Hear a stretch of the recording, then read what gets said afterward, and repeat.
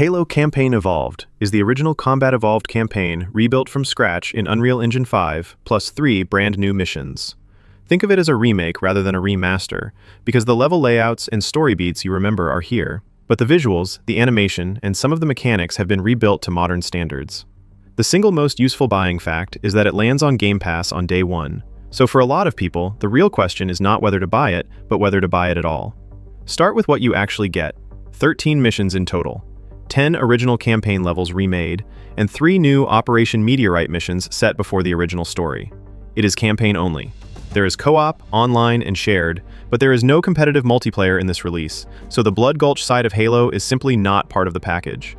The pricing is worth spelling out because there are 3 ways in. The Standard Edition is $50 on July 28th. The Premium Edition is $70 and adds armor and weapon skins, an art book and a short story, plus 5 days of early access that started on July 23rd. And the whole campaign is included with Game Pass Ultimate and PC Game Pass on the 28th at no extra cost, with a $20 upgrade if you want the premium extras on top. The first reason to buy is how it looks and sounds. The environments, lighting, and character work are a genuine generational jump from a 25-year-old game, and the details show care rather than a quick coat of paint. Halo's music still does an enormous amount of work, and the opening moments land the way they are supposed to. The second reason is the 3 new missions. Operation Meteorite is not a token bonus level. It is a prequel chapter with its own set pieces, and it is one of the most consistently praised parts of the package. If you already know Combat Evolved by heart, this is the part of the release that is genuinely new to you.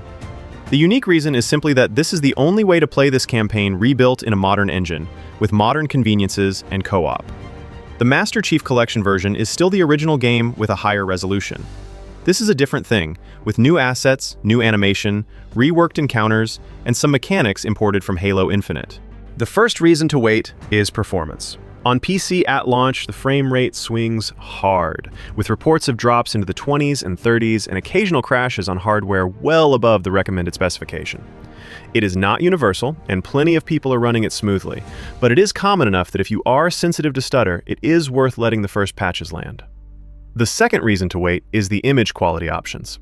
The picture is soft, with noticeable blur and shimmer in motion, and there is no in-game toggle to turn off film grain or chromatic aberration, so cleaning it up currently means editing configuration files.